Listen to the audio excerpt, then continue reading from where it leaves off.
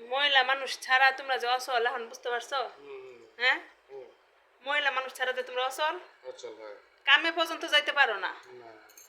এইটা বাইবার রাখবা, কাজে পর্যন্ত যাইতে পারো না। হ্যাঁ, দোকানে যাওয়ার টাইম হয়েছে 8:30টায়, তো আমি মেয়েদের নিয়ে স্কুলে গেছি 7:30টায় বেরিয়েছি। ও আমার বলে দিচ্ছে যে 8টায় ফোন দিও, আমি দোকানে যাওয়ার সময় আমার 8টায়। আমি বলছি আচ্ছা। এই 8টা থেকে ফোন দিতে 8টা থেকে ফোন দিতেছি সাহেব আর ধরে নাই, যেমন তাড়াহুড়া করে বাড়িতেছে, দেরি হয়েছে, 10:30 বাজে গেছে। এই যে ফোন দিতেছি ফোন ধরে না, ফোন ধরে না, যাও, ফোন ধরেই না। ভাবছি যে আবার মনে হয় ঘুমায় গেছে, কারণ আমরা যখন বের হইছি, আমি আমার 2 মেয়ে, তখন ওইটা আবার গেট লাগাইছে, আমার বলতেছে তুমি একটু আমার 8টায় ফোন দিও। আমি বলছি যে আচ্ছা ঠিক আছে। তো আমি 8টায় থেকে ফোন দেওয়া শুরু করছি, এই যে 10:30 বাজে শেষে আমি যেহেতু ঘুম থেকে উঠতেছে না, আমি আবার বাসায় আসছি, বাসায় আইসা দিই ঠিকই ঘুমাইতেছে। এখন বাসায় আইসা ডাইকা তুলছি, এখন তাড়াহুড়া কইরা রেডি হইয়া দোকানে গেছে। মহিলা মানুষ ছাড়া যে পুরুষ মানুষ আসলে অসল, এটা কিছু কিছু ক্ষেত্রে প্রমাণ দিয়ে দেয়। সামান্য ঘুম থেকে উঠা কাজে যাইতে পারে না, তাদের ডাইকা তুলতে হয় জমিদার।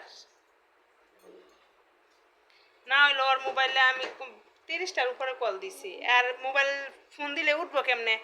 ও এসে ঘুমাইতেছে এক জায়গায়, আর মোবাইল লইছে আরেক জায়গায় চার্জে দেওয়া একটু দূরে। আমি আমার মোবাইলেও ফোন দিতেছি, কারণ বাসায় যে মোবাইলটা থাকে বাচ্চাদের কাছে, ওই মোবাইলেও ফোন দিতেছি, ওর মোবাইলেও ফোন দিতেছি, কিন্তু সাহেবের কোনো খবরই নাই। এখন তাড়াহুড়া কইরা গেছে কাজে।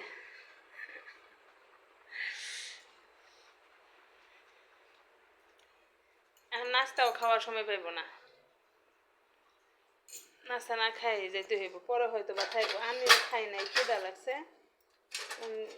সকালে বাচ্চাদের তাড়াহুড়া করে রেডি করে নিয়ে গেছি স্কুলে, নাস্তা নাস্তা করারও সময় পাই নাই।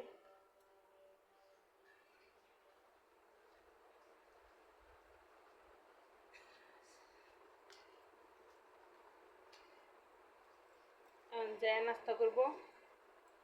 এখন আমি আবার রেডি হয়ে যাব অফিসে, অফিসে যাই তারপর অফিসের ক্যান্টিনে নাস্তা করব। নাস্তা করে আবার ছোট মেয়েটা আইসা পড়বে স্কুল থেকে একটু পরে।